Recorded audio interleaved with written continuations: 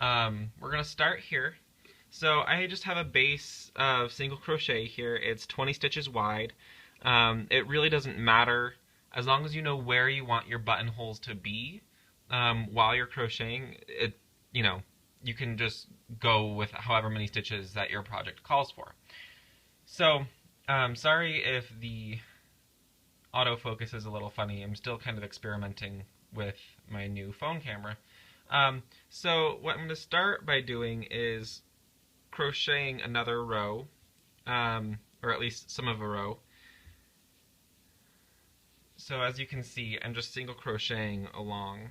And then I'm going to get to a point where I'm going to say, hey, I want a buttonhole to be here. So I'm going to put it more towards the center of my fabric. So I'm going to go 2 more single crochets here. And then I'm going to set down my work for a second. You're going to take the button. You have to know what kind of button you're using before you do this, or at least you need to know what size. So the size of this button is probably about 3/4 of an inch, maybe up to an inch wide. And you want your buttonhole to be slightly smaller than the size of your button so it actually holds the button in place. So I'm going to set my button on top of the work, or below it. Right now is fine. And it looks like 4 stitches is the width of the button. So you wouldn't want to make your buttonhole 4 stitches wide, because it would be really easy for the buttonhole to fall, or for the button to fall through the buttonhole as you're wearing it or whatever, and you might get, kind of some gaps there.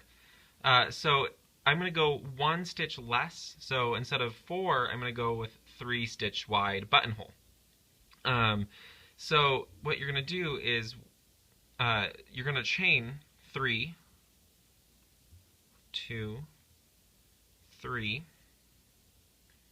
and then you're going to skip 3 stitches. So 1, 2, 3 into the next stitch as a single crochet.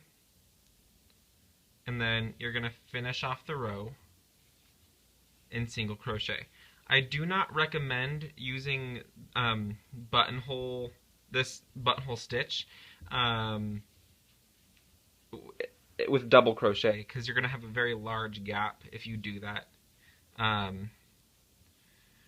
So I just wouldn't. You can do that if you want a vertical buttonhole, and you'll just have like 2 stitches wide, and then or just skip 1 stitch, I guess. So you'd have a double crochet, skip a stitch, double crochet, and then you'd have a gap there for your buttonhole. But you'd want to use a smaller button for that style. So I'm going to turn the work, since I've already done the buttonhole portion of it. And this is going to give it some extra strength. So I'm going to single crochet up to that point again. So I just have 3 more stitches.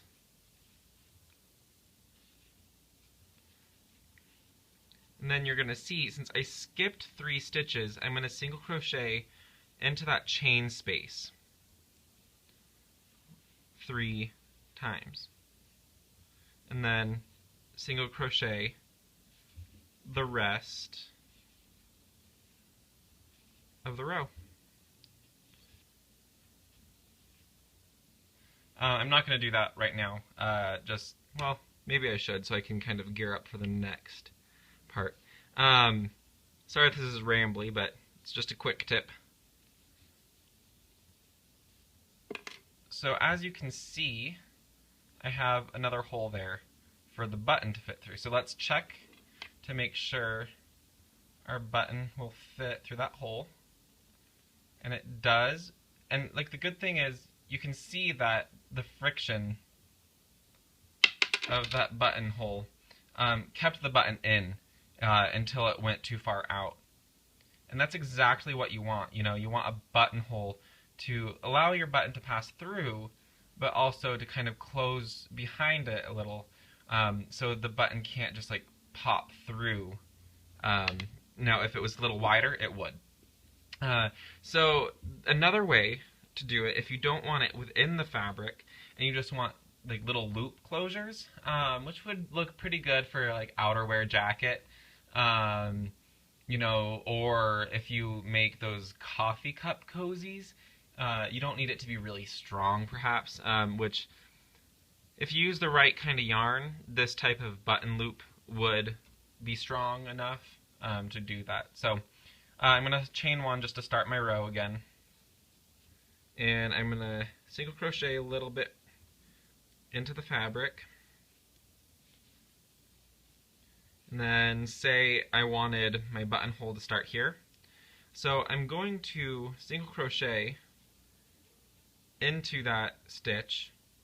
And then because we figured out that it was about 3 stitches wide, the button needed to be 3 stitches wide to get a nice buttonhole, I am going to do a loop of 6 chains. So that was 1, 2, 3, 4, 5, 6. I'm going to go into the stitch that I just made. I'm going to yarn over and do a slip stitch. So that's a yarn over and then pull through the stitch that you're working in and pull through the stitch on your hook. And then I'll just single crochet about 4 more stitches. We'll see if this works. It always looks deceiving.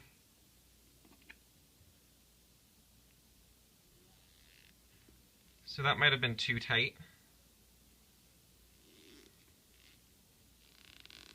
Maybe I would have gone with 7.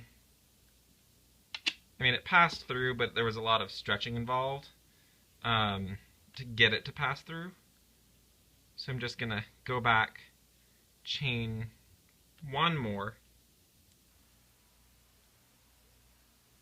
and then slip stitch into that space. Single crochet along again.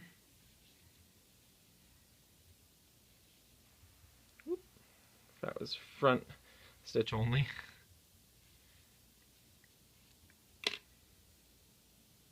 So that should be about right. It's much harder when you have a button that's not attached to anything. Yeah, that's just about right. So there's still a little stretching, but you know, it's cotton, so it's tighter than it would normally be. But yeah, so it's just a loop. So maybe multiply how many stitches you need by 2 and then add 1. Might be a good rule of thumb to get a good sized button loop rather than this sort of thing. So yeah, I hope you enjoy this video. Thumbs up it if you like it. Don't forget to subscribe to my channel. I've been doing really well with subscriptions, so I love being able to share the art of crochet with you. In the future, I will be doing more videos on knitting. I've gotten a few requests on that, as well as some weaving tips and tricks. So we're gonna go ahead and we as in the royal we, which is just me. I'm gonna teach you how to do more of that. Find me on Facebook, which is, you know, facebook.com/Benjamin Krudwig. You can find me on Twitter at the same handle, which is just twitter.com/Benjamin Krudwig. You can also find my Etsy store, which I've been posting some new items there recently, both crocheted and woven. And that's benjamincrudwig.etsy.com. So yeah, go take a look there, and I look forward to seeing y'all more in the future. A little teaser, I think. Let me get this out of the way. Move it. This is some hand-spun yarn that I got from a friend, and I am super excited that it's almost the 50th anniversary of Doctor Who. I'm a major Whovian. I'm a nerd, and I like to make nerd crafts sometimes.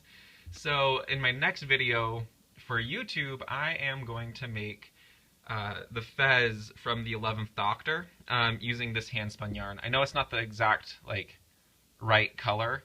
But, you know, I wanted to use some hand spun, and I'm also going to be felting the hat, so I wanted something that was 100% wool. And I use a lot of cotton, so that doesn't felt at all. And I also don't have a lot of 100% wool in this color family, which is the red and the maroon. So I'm going to be making that video soon, which I'll probably post next week, since next week is Doctor Who week in the YouTube land, or at least Geek and Sundry. If you don't know that channel, it's a wonderful channel if you're a geek like me or a nerd. So yeah, they're doing the Doctor Who fan week. So yeah, enjoy. Remember to follow me, subscribe, blah blah blah blah blah blah blah blah blah blah blah blah blah. Peace out.